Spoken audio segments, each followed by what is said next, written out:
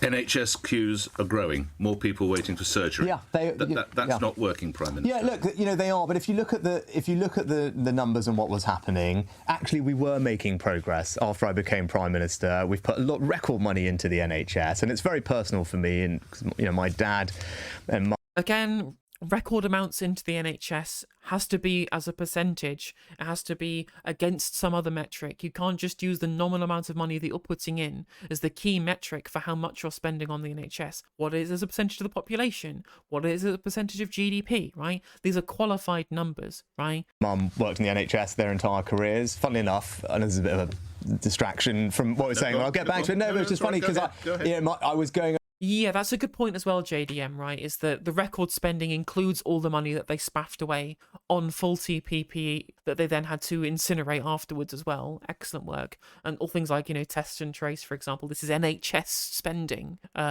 that gets talked about in their record NHS spending. But overall, actually, you're right to point that out, Donny. The percentage amount as a percentage of GDP did drop, but only during the George Osborne, David Cameron, Theresa May, Philip Hammond era. When Boris Johnson came into power and when the pandemic hit, the percentage did increase, and the percentage was higher than it was when Cameron and Osborne came to power in 2010. However, again, as JDM correctly points out as well, a lot of that is illusory spending, because it's not spending on new doctors, it's not spending on new hospitals, it's not spending on increased capacity or new infrastructure. This is money that's just been spent on giving contracts to Matt Hancock's mate from down the pub, or to Michelle Mone to get her another expensive yacht, right? It's not real tangible NHS spending. Once we get out of the pandemic, truly out of the pandemic, and we have like whole year worth of NHS spending to be able to look at, and NHS budgets to be able to look at, and where they're spending and the breakdown of it, we will then have a proper unsullied understanding of what does or does not constitute record NHS spending. If they're still spending what they were spending on the NHS during the pandemic on increasing capacity in the NHS, then you know what, fair play to them at that point, right? But these numbers are still things that until we get to the end of the next financial year, like April 2024, we're not going to truly really know how much they're actually spending on the NHS each year. Over some old things the other day, and I found a clipping that my mum had kept of I think it was our local paper where I grew up in Southampton, when my dad had done 25 years at his surgery, and there was a nice picture and a story of him in front of the surgery, and it was just a reminder to me that that was our life growing up. Yes. I worked for my mum. Oh God, it's infuriating. You're right to point out again, Eric the Red. Like, we just have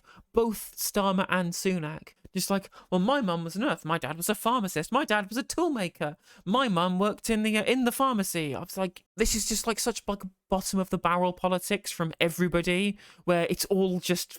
It's sludge. We're back in sludge era politics where no one has any solutions, but they do have parents who were next to the thing that had the problem one time, and that is far more important than having any real solutions. There's some graphs showcasing us against the rest of Europe, and it's less proportionally. That is true. Like, we do have lower spending per capita, for example, and as a percentage of GDP than places like Germany and France, for example, like two similar kinds of economies to ours. We do spend less on healthcare than they do, and there is still room to be able to spend more of our overall GDP on healthcare payments. Just that's going to involve more taxation, because that's our model that we use for paying for it, is more taxation, rather than Germany, where they spend more than we do, but they pay a lot of insurance premiums because they have social insurance rather than single payer. We also have really bad pensions as well. That's also something that doesn't help when it comes to the UK in comparison to the rest of Europe too. But if we're going to compare the UK to European countries on levels of why the UK is so bad, we'll be here for a while, and we'll have to cover lots of different areas of the economy. So let's just stick with the NHS and healthcare for the moment. I'm in her pharmacy. It's very personal for me. But look, to your question, because I don't want to avoid it. No. Look, yes, they are. Let me just get this figure out, Prime Minister. It was 7.2 million when you came to office. Yeah, now it's 7.9. Fair play to Rishi. At least when it came to answering the question, he said he did the whole "my dad worked in a pharmacy" anecdote, right? And then afterwards, he then goes, "But I will still answer the question." Don't hear that from the opposition, do we? give or take. Yes, that's right. Yeah. It's going the wrong way. Yeah, but if you look at what happened, and I'll just be totally honest with everybody, if you look at what happened, we were actually making progress. We eliminated the number of 2-year waiters. People are waiting a really long time. We practically eliminated the number of people waiting 1.5 years. But the reason, and we were making progress on bringing the overall numbers down, what happened? We had industrial action. Okay. We've got strikes. Now, and look, I've taken a very firm but fair point of view. We've accepted recommendations from independent pay review bodies. I'm delighted that the nurses and a million other NHS workers accepted the government's pay offer. Yes. And they're working really hard to deliver for patients. But unfortunately, we still have groups of people who are not doing that, and they're striking. And that is a reason that the waiting lists are going up. It's as simple as that. I just want to be honest with you. Yes, they are going up. That's the reason they're going up. Okay, brilliant. So you're to blame for then the waiting times going up, or at least Steve Barclay is, because he's the one who's been refusing to negotiate with the consultants and the junior doctors. Okay, brilliant, right? So you've gone through all of this saying, well, actually, no, the NHS is doing really well, but we've got all of these problems, but the problems aren't my fault. And to prove that it's not my fault, here is proof that it's my fault. Brilliant. I guess you could blame Steve Barclay specifically, I guess, but Steve Barclay is part of Rishi's cabinet, so I'm going to hold Rishi personally responsible. Like, okay, yeah, brilliant, could have negotiated with the consultants or the junior doctors before now, could have actually gone and negotiated with the unions to try and find some other kind of settlement, but you've said no more negotiations. Okay, there you go. It's your own fault. I hate the line, I just want to be honest with you. Yeah, me too, Donny, me too. Although clearly it's not as bad for me personally as let me be clear. Because when anybody ever says, let me be clear, they then give a garbled nonsense answer that doesn't directly answer the question at all. And in fact, half of the time completely avoids the question altogether. That's the real clincher that I absolutely despise. But that is also another thing that people say, that they'll try and be honest and then they will be incredibly dishonest afterwards as well. Up. It's not because we're not putting more money in or doing lots of different things, which no doubt we can talk about on the show. And in fact, I'd like to get to the fact we'll hold on the boats. So look at Rishi's got his top button done up. He's not wearing a tie. Next, he'll be like Zelensky and he'll come in wearing a hoodie. If I can ask you to put the headphones on now, Prime Minister, and have the microphone right in front of you so that you can get the benefit of everyone hearing. And your first question is going to be Jack in Guildford. Jack, you're through to the Prime Minister. Go ahead, Jack. Morning. Prime Minister. Hi. I'm in my early 30s with a wife and 4 children to support. I've been encouraged to invest in bricks and mortar and become homeowners. But when my current 2-year fixed rate expires at the end of this year, my new fixed rate will go up from £1,500 a month to £2,800 a month. As someone who works 7 days a week and has paid into the tax system since I left school without claiming a penny back from it, why do I feel like I'm being unfairly punished? And what can you do to help me? I'd just like to head this one off right now. Like, the amount of people who will say, well, I pay loads in taxes, I never take anything out. Please stop doing this. Please never say this, right? Public services are there for everybody. In fact, you probably have used plenty of things that you've paid tax for. Just because you've not claimed welfare, is that somehow an illegitimate form of state remuneration? Like, stop fighting against people who you don't need to fight against, right? There are people out here who are taking more than they put in, and it's called massive corporations getting huge subsidies. It's called people getting PPE contracts for their mates. Right? That's the real issue that we have with people taking money from the state that's unwarranted. Whereas welfare payments are necessary when you have an economy that's based upon the fact that there has to be a certain level of unemployment in the economy to avoid there being an inflationary spiral. So there needs to be a welfare state. Stop framing these things in this way. But of course, he is indeed also correct that this government have screwed over homeowners, but whatever. I'm going to focus on the bit that I actually care about. All of British politics is oriented around making sure someone you'd ever met doesn't get an undeserved slice of lettuce in their sandwich. Literally. Like, the crab bucket mentality is so central to all of British political analysis. And it drives me around the bend. It really, really does.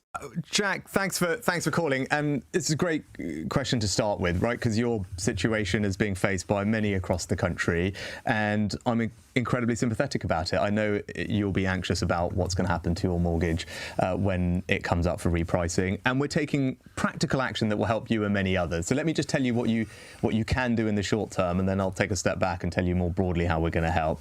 In the short term, for you or anyone else who's worried about this, you should talk to your bank, and what we've agreed is a mortgage charter with the lending industry. So you can talk to your bank and you can do a couple of things with them. You could extend the term of your mortgage by say 5 or 10 years, or you could switch to an interest-only mortgage. Now, it sounds like from your payments that you've got a particularly large mortgage, so a typical payment for someone in the country is about £800, but that would go up to about £1,000 a month at the current rates. But if you do one of the two things that I mentioned, which you can do with your bank at no change to your credit rating, that will save you hundreds of pounds a month on your mortgage payment. So it's very practical help. I must say, in comparison to the Keir Starmer call-in that we watched last week, Rishi Sunak seems far more natural at actually speaking to members of the public, right? You'd think somebody who doesn't speak for a living, namely a banker, would be worse at it than someone who literally has to speak continually for a living and has to be someone who's really good at rhetoric in the form of a lawyer, in the form of Keir Starmer, and yet Keir Starmer falls apart at basic questioning. And whilst Rishi Sunak is lying through his teeth half of the time and is, you know, I guess this answer's kind of fine in like the long and short, big scheme of things, really and truly. It's not too bad of an answer. He's just much better at actually communicating with a member of the public. So like, look, you know, like starting off, it's clearly been well trained in this as far as rhetoric and media training is concerned, saying, you know, look, I understand your problem. You know, we feel for you. We have this sympathy with you. This, as someone who works in sales, this acknowledgement of the problem, then, you know, quantifying the problem and then finding this way of overcoming the problem. You get taught this in sales, right? You get immediately taught this of how to handle objections, which is essentially a lot of what this taking calls from the public is. It's them having objections to the policy that you propose or the policy you've previously done that's now negatively impacting them, and then asking for, then trying to take that negative comment that you've been given and then working your way around why they've objected to your conduct thus far or your policy thus far and turning it into a positive.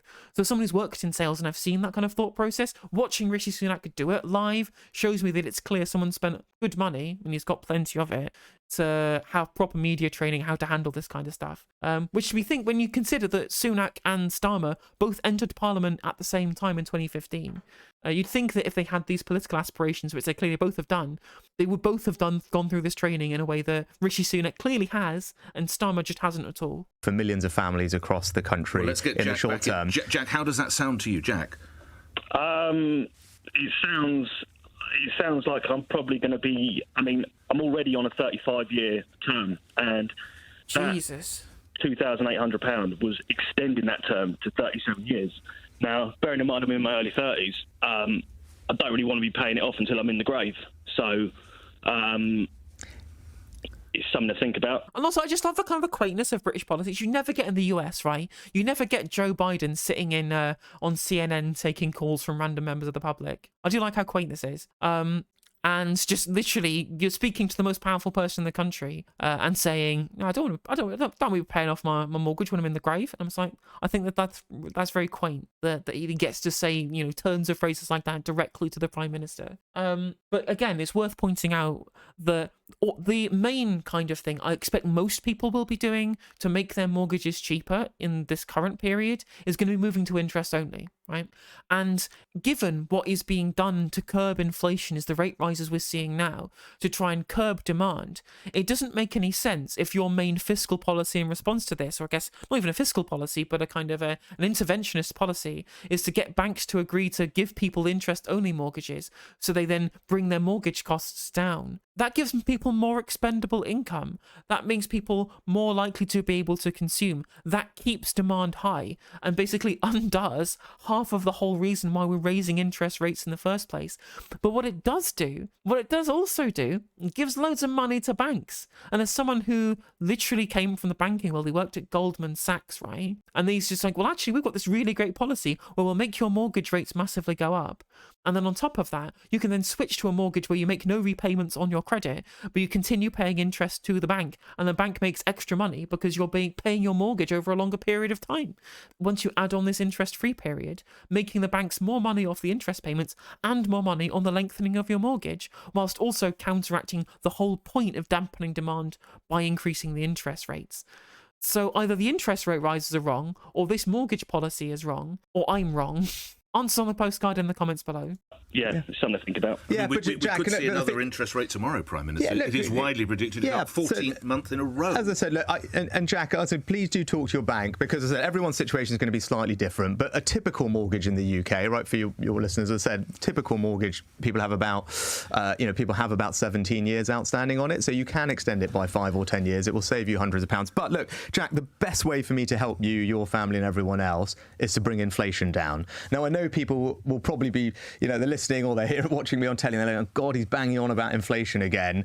What the real solution to all of this, right? This whole mortgage crisis thing, right? Because obviously I say in that last bit, right? Okay, the inflationary reduction effects of interest rate rises is to curb demand of consumer spending. And if there's not just increases in mortgage payments that's going to depress consumer spending, it's only one small part of the whole counter-inflationary pie of monetary policy.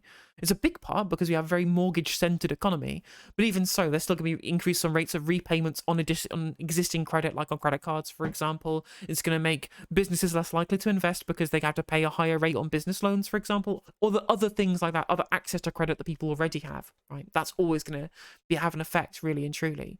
But if you want to actually have those effects, whilst not just providing a bung to the super rich and banks, the real solution here, which has been proposed, I believe, by the Lib Dems, is that you windfall tax the bank profits from the increase in the rates, the increase in the base rate, and then you use that for mortgage relief, so that you keep the counter-inflationary effect of interest rate rises in the rest of the economic sphere, whilst not just giving loads of money to banks at the expense of people having to take their mortgage out for longer. You just windfall tax the banks off their existing new profits from higher base rate, and then use that to make sure that people are protected on any increase in mortgage payments that they have currently. Again, we wouldn't have to do any of this if George Osborne hadn't artificially kept interest rates low for 10 years.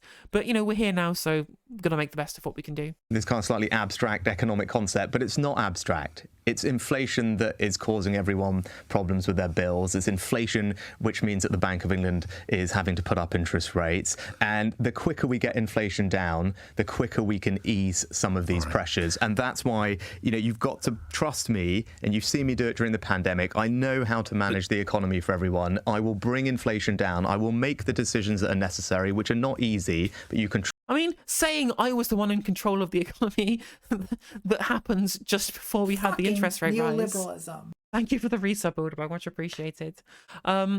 Yeah, it's interesting to say, well, actually, you can trust me with the economy, because I was the person who was in control of the economy just before we had this massive inflationary spiral. It's not a great look, even though I'm not going to hold him responsible for global wholesale gas prices or the increase in food prices, right? But it's not a great look there, Rishi, I'm not going to lie. And even then, didn't have a perfect control over the economy then either, really and truly, when he was Chancellor. And he had to be pushed into a bunch of the kind of good economic things that he did, like operating benefits and continuing furlough, by Boris Johnson, because Boris Johnson didn't want to look like a bit of a skinflint, didn't he? And also, eat out to help out that whole mess. Trust me to do that on your behalf and everyone else's, because the quicker we bring inflation down, the quicker we can start bringing interest rates down and ease that pressure for homeowners like you. You are aware, and of course I should tell listeners, you can watch this, by the way, watch us live on Global Player. Prime Minister, you are aware that we are almost certainly going to have another rise again tomorrow, 14th month in a row. In the past, you've told people, hold their nerve. They can't. Some of them can't hold their nerve, Prime Minister. They cannot make the payments. Well, that's why we've put in place these easements. As I said, this mortgage charter will go to his 70s potentially. Well, it's fair, but this is really important. That we don't want people to lose their homes. I want people to be able to afford their mortgages. And remember, there is an asset sitting behind most people's mortgage, right? There's a home that they own. And again, it's hard for every individual situation. On average, most people have a mortgage worth about £140,000 on a house that's worth about twice that, right? So there's a good amount of equity that they've got. Our job is to protect. The actual permanent solution to the cost of living crisis is higher wages. True. Very, very true. There being some push-pull on this whole wages profits thing, when we know from the IMF data that there was loads of additional excess profit in load of these companies in the UK.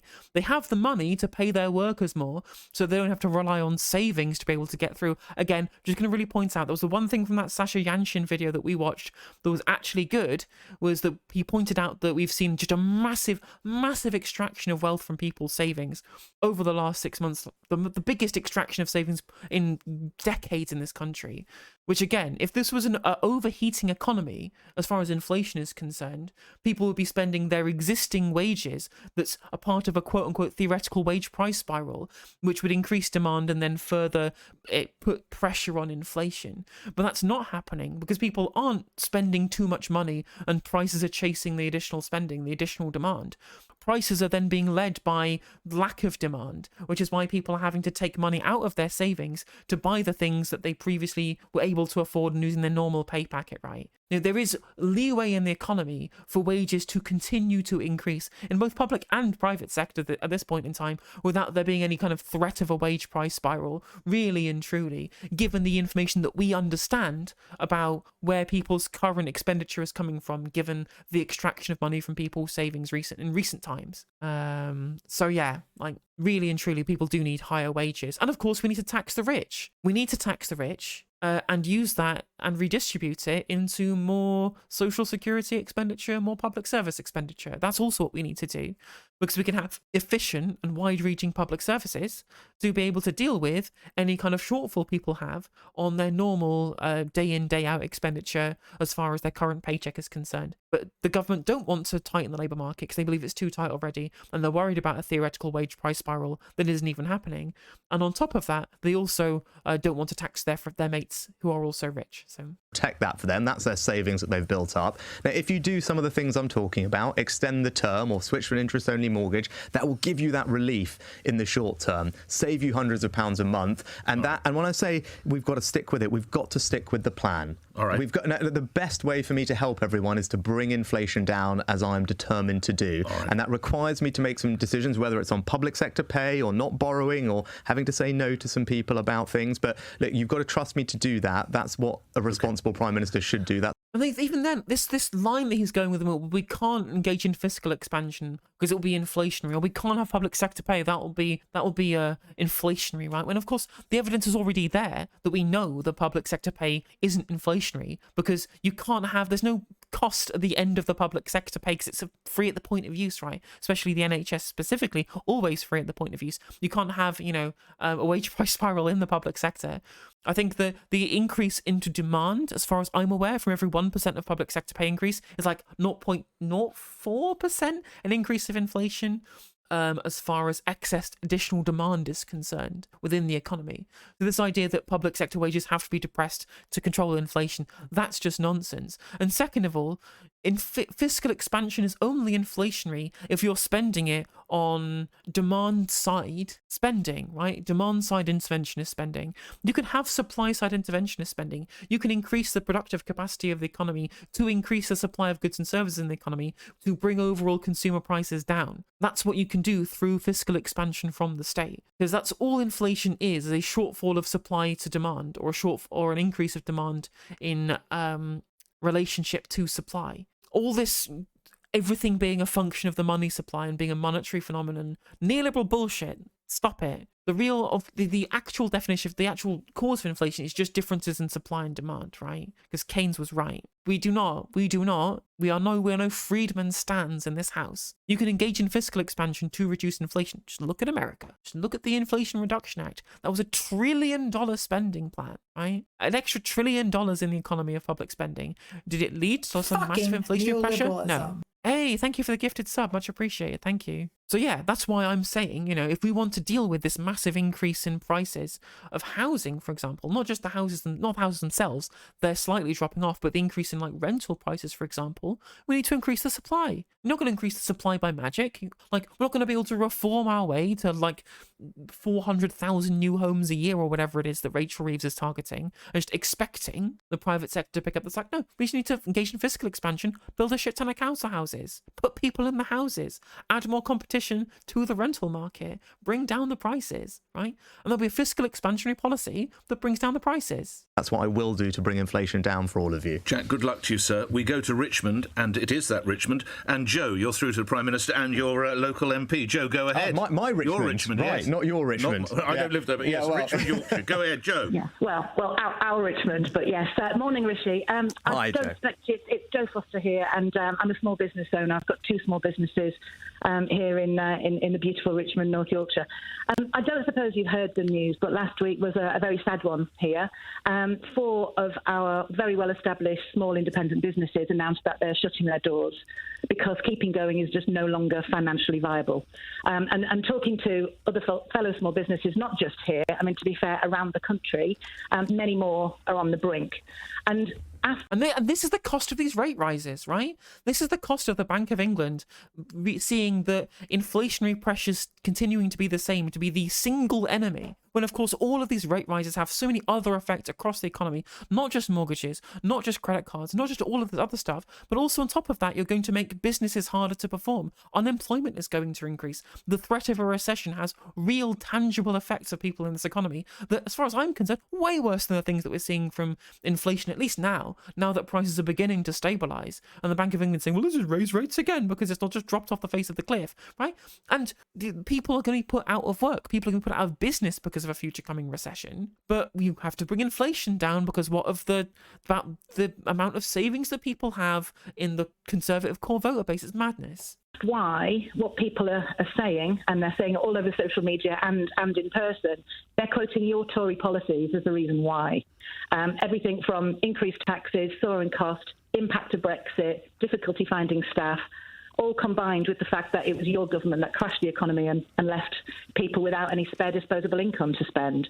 So, I mean, I know we're here in a rural economy. It's a nightmare for anybody, but in rural economies and communities like ours, where small businesses... Like, I know I pulled a face at the small business stuff, right? Sorry, my inner Marxist was just kind of bubbling up without me being able to control it. But, you know, really and truly, as I said, in these kind of times when really and truly the enemy is big business, right? Corporate Britain, global corporations, right? They're the real enemy, really truly at this point. I don't think leftists can really get away with, you know, being frustrated at small businesses for being petite bourgeois or whatever it might be, right? I think that's a real waste of people's time because, you know, people's local economy depend on these people. And if they can't get footfall, they can't get business because people can't afford to shop anywhere other than Lidl, then, you know, that's going to have repercussions across the economy. People are taking out their savings to pay for normal expenditure they otherwise would be engaging in. They're not going to have the money left to be able to spend on local small businesses, which are usually slightly more expensive to keep margins okay. So this has this wide-ranging effect on the economy, this continued depression of wages. Which is our lifeblood. I mean, it's really serious. So my question to you is, what are you going to do about the fact that your Tory policies are causing small businesses to shut up shop?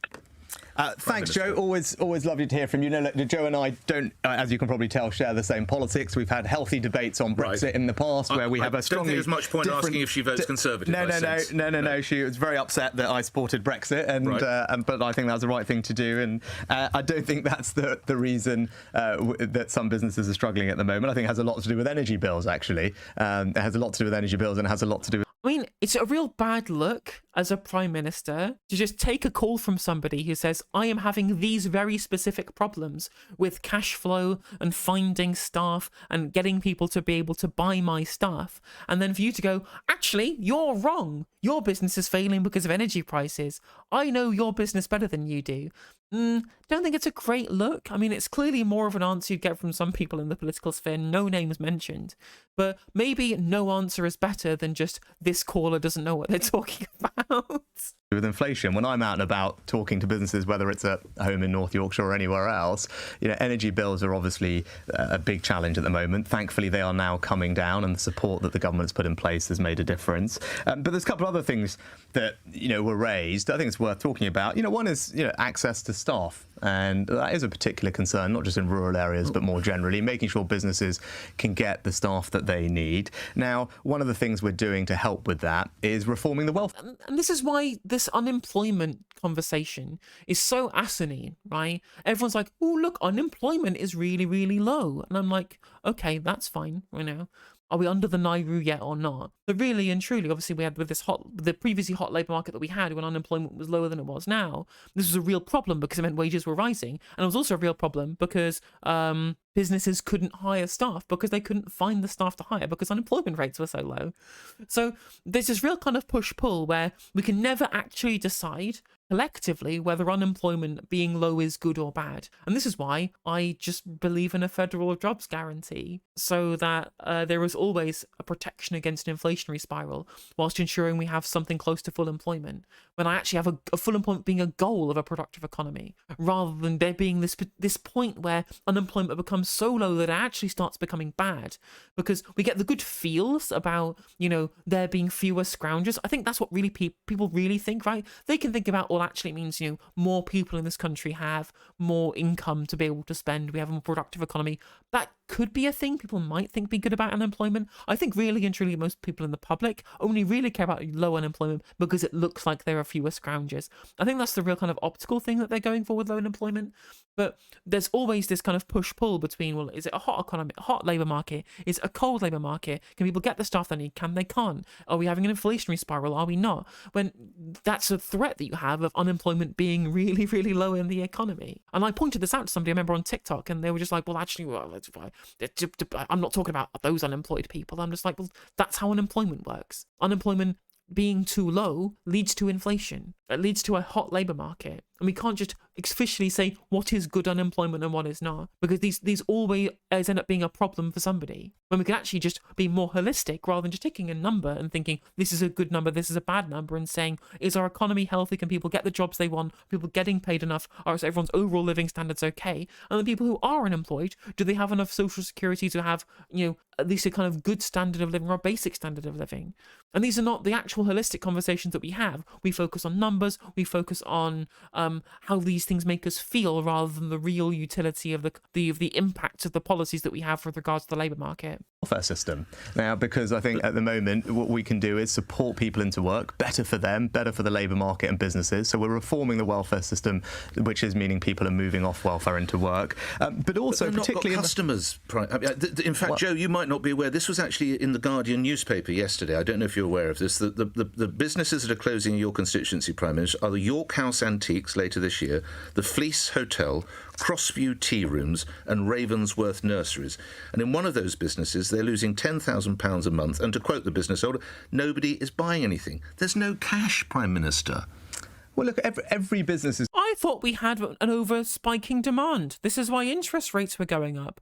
I thought this excess of demand was what was pulling the inflationary spiral further. I thought this was a problem with excess money supply, or it could indeed be a supply chain shock that makes all of these interest rate rises completely nonsensical, and this budgetary control and lack of fiscal expansion that we've not even properly had for after 13 years of austerity, with a small blip of Boris Johnson in between, that meant that we couldn't have more state expenditure. But now, apparently there's no cash anymore, which is, of course, very, very true. People don't have cash to spend. Go back to my previous point about people withdrawing from savings. Again, people just can't actually agree what the state of the economy is. Is going to have slightly different circumstances. But as you can actually see, I've been out and about a lot around the country in the last week or two. I was actually just at the beer festival yesterday, talking to lots of landlords, breweries. Many of them were telling me that actually business is good, that footfall is up, that they're seeing confidence return. These businesses are closing in your own backyard. But businesses, and that's. And again, it's not a good look for Rishi Sunak to be here saying, well, I went to this pub and they said everything was fine, so don't care about your small business anymore, Joe. Obviously sad, and I said one or two of the businesses you mentioned I know personally, and I'm obviously sad to hear that. Now, every business is going to have... Well, clearly it shows that whatever it is that this Joe person does in their small business is clearly not in high demand as people wanting to drink away their sorrows. Have different circumstances, and that what happens in economy, businesses are always opening as well and starting up, and I've seen lots of that when I've been out and about recently, which is great to see. But look, what's the practical things that we're doing to help businesses? Because look, I come from a small business family. I talked about my mum. I worked for her. She ran a pharmacy. I know I did her books, right? That's what I did growing up. I did my mum's accounts, made sure we could meet payroll. We did that for years and years. So I grew up in a small business. I cleaned the shop at the weekend on Sundays. But that's I know not going to help the Fleece Hotel, the Ravensworth Nursery. So let me tell you what we are doing. For both of those types of businesses, this year, there's a 75% reduction on their business rates bill. So if you talk to most small retailers, pubs, high street restaurants, cafes, tea rooms, etc., they're not going to care about a reduction in business rates when they're not paying business rates because they're not making any profits because no one's buying their stuff, right? This isn't a real solution, Rishi. Business rates are a thing that will constantly get raised. Because of the policies we've put in place, there's a 75% cut on their business rates bill this year. That's massive saving worth thousands of pounds for a typical small retailer, cafe or pub. We also, for small businesses, about 40% of them no longer pay any employer's national insurance. Because of something we have called the employment allowance, which is, again, to ease that burden, I increased that as Chancellor. So now, I said, about 40% of small businesses don't pay any employer's national insurance. Okay, but look, I know things are tough. The best way for me to actually help people is to bring inflation down. Why? Because it will ease the pressures on those businesses. But also, if we bring inflation down, people will have more money to spend. And you accept they haven't got money to spend now, as these people in these businesses in your constituency. Why will they have more money to spend if inflation goes down? That's not how inflation works. If inflation goes to zero, prices are staying the same. And unless wages are rising, which is the only thing that you can do to give people more money to spend, right? Because inflation dropping is a reduction in the rate of increase of prices. It's not prices dropping. Unless you're going to be planning for some kind of deflationary economy, Rishi, which I promise you do not want to have, then this idea that people have more money in their pockets if inflation comes down, nonsense, not true, complete lie. What a slimy git. Because of inflation, it's not just in my patch, it's across the country. But that Joe has referenced. Right, Okay. but if inflation is what is eating into people's pockets, it's into their pay packets, into their savings. That's why inflation is so bad, and we've got to root it out. And when we do, and when inflation comes back down, it will be completely transformative for how people feel about their situation and what they're spending their money on. And that's why it's so important that we get it down. It will have so many other benefits. I look forward to you meeting with Joe at a later date. We must move on. Sarah's in Liverpool. Sarah, you're through to the Prime Minister. Go ahead. Your question. Good morning. The Scouser, I've got good vibes. Let's go. Good morning, Nick. Yes, Sarah. In the light of last week's climate report and Britain's pledge to get to net zero, do you think that you are being hypocritical by allowing oil and gas exploration in the North Sea by granting new licences, bearing in mind that the stocks of North Sea gas and oil are dwindling and have been for a very long time? Sarah, Excellent question. Excellent question. Good. We like to see it, right? See, I knew I could trust the Scouser. Thanks for the question. I think this is really important. Actually, I'm so glad you asked. Look, I care about net zero. I've got 2 young kids. I care about leaving them an environment and a climate in better state than we found it and I found it in.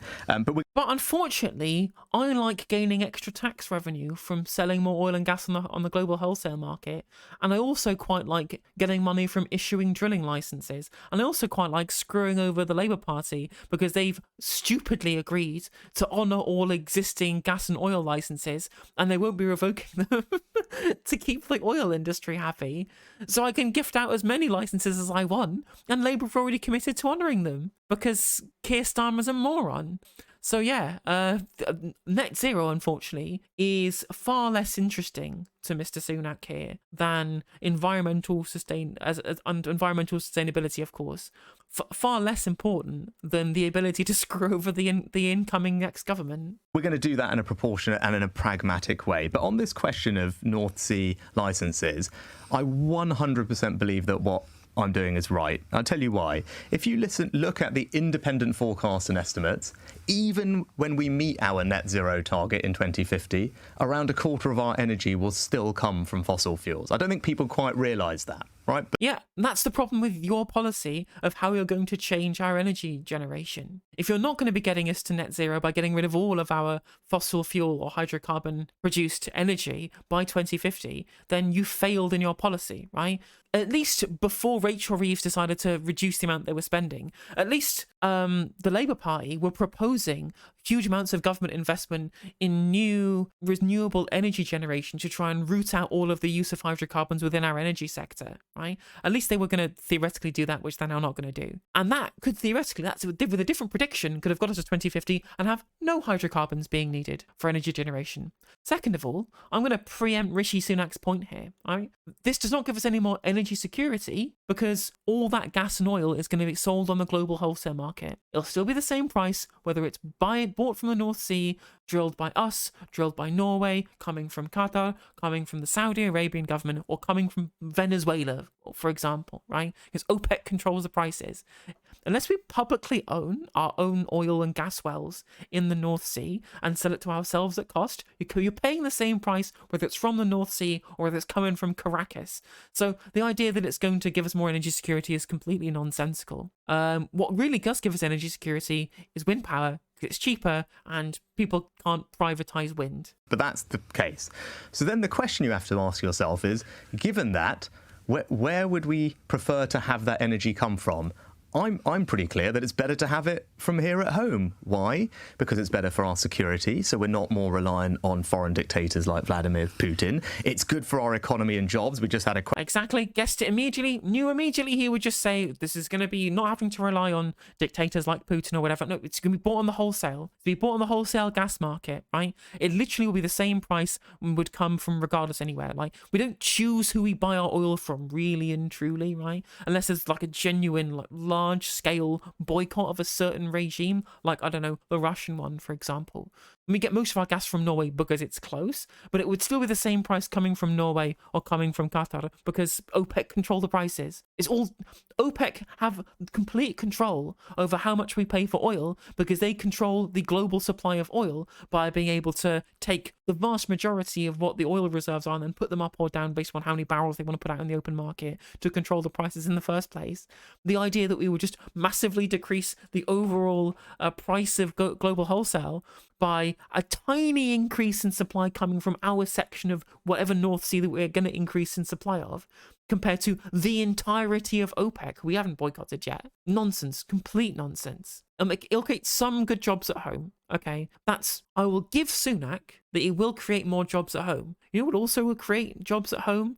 A Green New Deal and a big green transition involving lots of new construction of renewable energy generation. That also creates lots of jobs and unfortunately doesn't continually increase the supply of our planet-destroying fossil fuels. Question about how do we support businesses? Well, 200,000 people are employed in that industry, thousands of businesses, and I'd like to support them. It's also good for our NHS. You asked about that earlier, Nick, because you know what?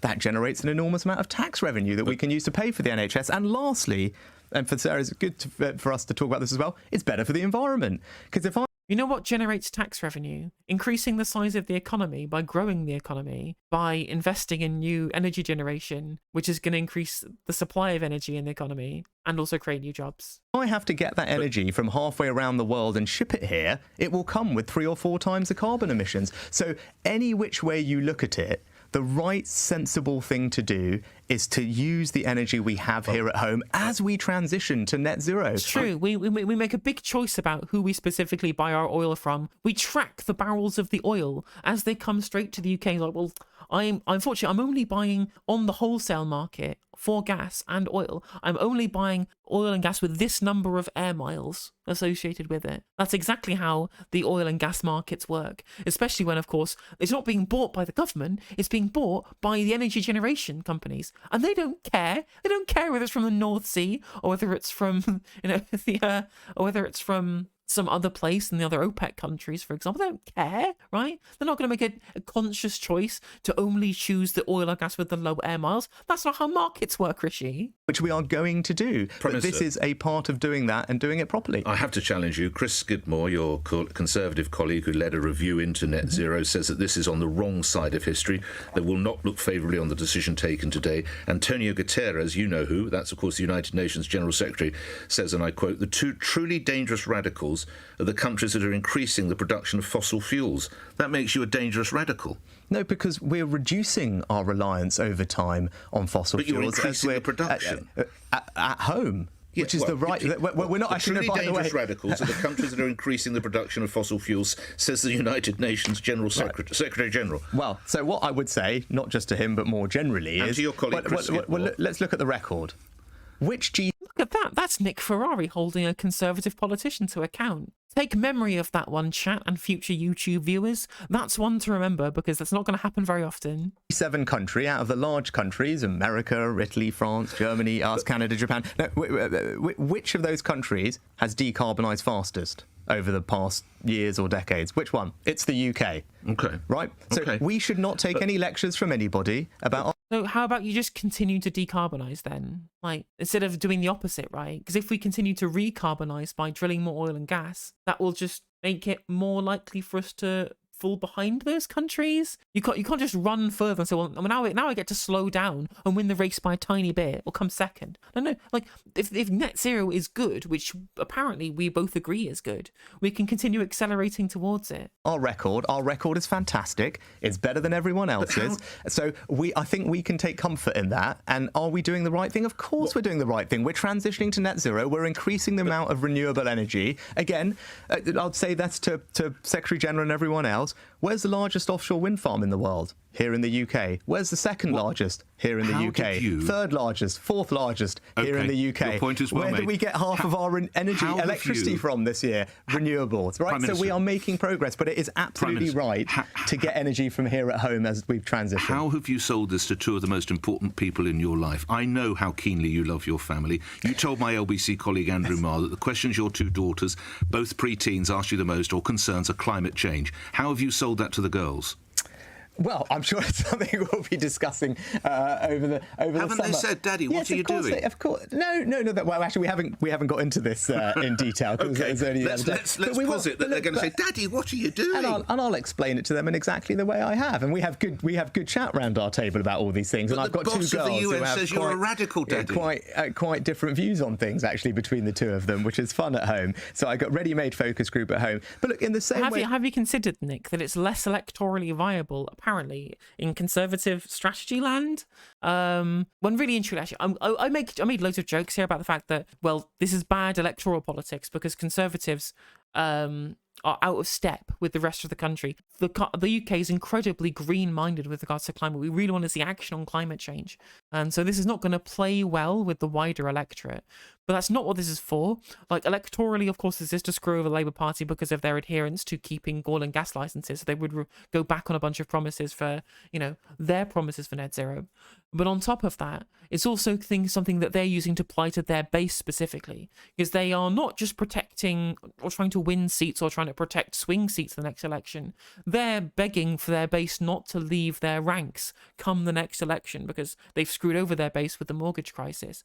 So throwing out red meat to a bunch of real hardline Conservatives who might not vote for the next election or might not vote at all at the next election. So that this is actually something to bring their base out to try and stem the bleeding of a potential electoral wipeout, rather than something that they think is some kind of flagship policy that's going to bring over a bunch of swing voters. The way that I'm explaining it to Sarah and everyone else listening, I'd make the same case to them. We are going to get to net zero. That's my commitment. But even when we're there, we will still need fossil fuels. Okay. So is it better to have them from here at home, supporting people's jobs, the economy, public services like the NHS, and being less reliant on Vladimir Putin?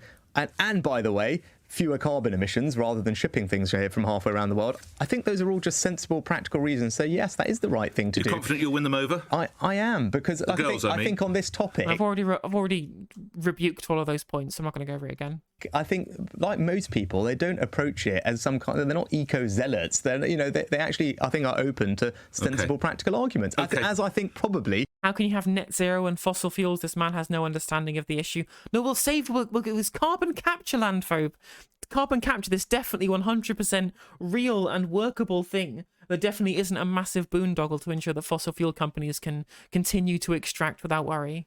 Most of your listeners are as well. Let's go to another one. Olivia's in Newcastle. Olivia, you're through to the Prime Minister. Go ahead.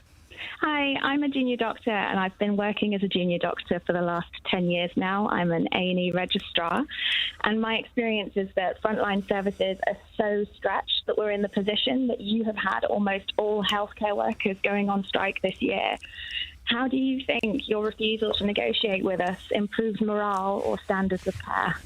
Well, Olivia, Get him, Olivia. Get him. Thanks for everything you and your colleagues do. You obviously do a fantastic job. I was talking a fantastic job that we don't want to pay you adequately for. Enjoy 15 years of pay drops in real terms. Earlier in the show about my family's involvement in the NHS and how personal it is to me. So thank you for that, first of all. We're all reliant on you, and it was a great privilege to celebrate 75 years of the NHS recently. Now, look, you and I sadly are just going to disagree on this, but I'm proud of what we've done. We've invested record sums in the NHS since I became Prime Minister.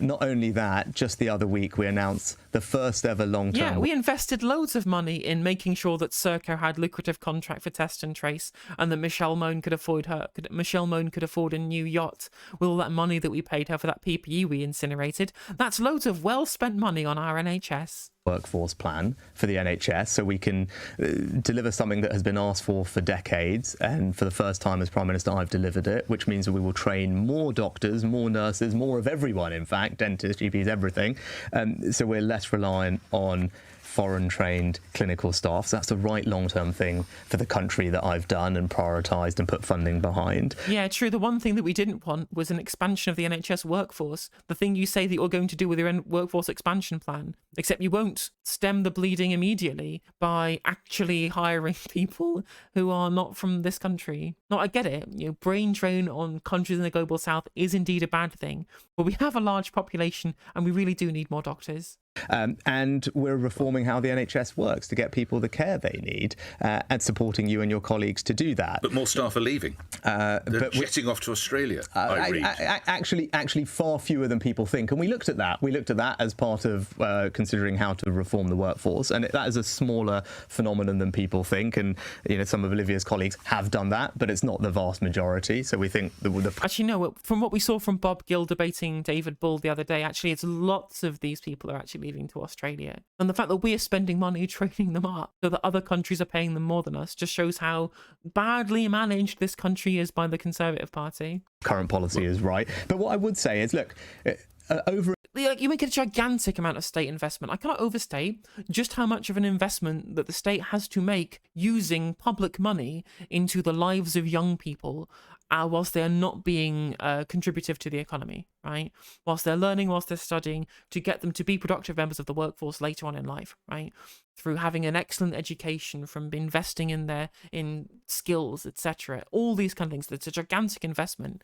To lose these people to work in another country to be productive there is just, that's the worst thing that you can really do as far as managing a national economy is, because you've just incinerated a load of public money for zero economic gain, right? You've got to think, if I'm going to be spending public money, there's going to have to be some kind of economic repercussions off the back of it.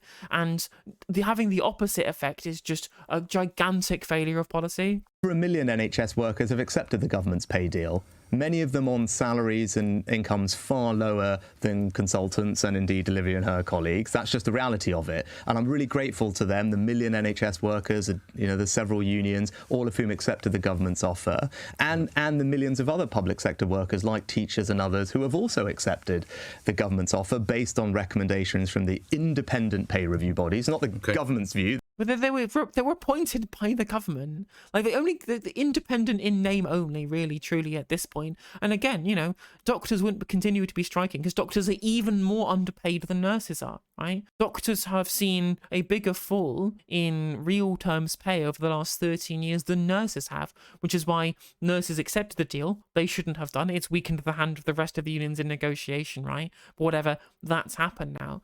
We're going to have to make sure that we continue to use that in our arguments, that they shouldn't have accepted it, but just because they have accepted it doesn't mean that everyone else has to now accept it, even though that's what's given the impetus for Rishi to come back and say, well, actually, look at the nurses that they accepted it. Whereas if there was a united front from the unions on this thing, then we wouldn't be in this position where this is a rhetorical strategy, but whatever, we'll deal with it. Junior doctors, rather than being needing 20, I think it was 16% for pay restoration for nurses for 15 years of pay freezes. With doctors, it was 35% for pay restoration back to 2010 levels. So, there's a reason why nurses have accepted the offer and doctors haven't, is because doctors are even more underpaid than nurses compared to where they were in 2010. This is an independent recommendation. Government accepted it. All these other unions and millions of public sector workers, including the NHS, have accepted it. Now, there are a few exceptions, including junior doctors and consultants. That's what's causing the waiting list to go up. I don't think that's right. I would say to them, I'm very grateful and respectful of the incredible job you do, but No, the waiting lists are going up because we don't have enough infrastructure. We don't have enough staff, right? And the staff are going on strike because they know we don't have enough staff. The staff are going on strike because they know that to stop hemorrhaging staff, to make sure that A, we have enough staff to do the job in the first place, and B, we have enough staff to ensure that workload is sufficiently spread around so that people aren't continuing to be incentivized to leave for an easier job elsewhere where they're not so stressed because they're picking up the slack for the other people that have left. There needs to be a substantial pay rise to maintain retention, which is half of the issue. It's not just recruitment, workforce recruitment, which is what the NHS workforce plan is about. You also need to retain the current staff. This is why NHS are striking. The NHS staff are striking specifically, is because they know the future of the NHS depends on retaining the current staff as well as, their own pay packet. It's far more than just doctors want to get paid what they were in 2010, even though that is a large part of it. They also know that if they keep hemorrhaging staff to Australia, that's going to accelerate further as people realise that they can't make up for the shortfall as far as the actual work that's being done from the people that used to work there that now don't because they've left. But retention is a huge issue here. We all have a shared mission to bring the waiting list down. I've done my bit by backing the NHS with a long-term workforce plan and record funding, and I would ask people to think about accepting what is an independent offer and coming. And why doesn't any journalist, when Rishi Sunak comes here and says record summed into the NHS, why doesn't anyone mention the word Serco? Why does Serco not fall into any of this? Where's Michelle Moan's name? Where's Matt Hancock's mate from the pub? This is where the money for this record NHS spending is going. To come and do the thing that I know you want to do, which is serve patients. Let's get a quick response from a woman who's on the front line. Quick response, Olivia, if you would, before we move on. Olivia?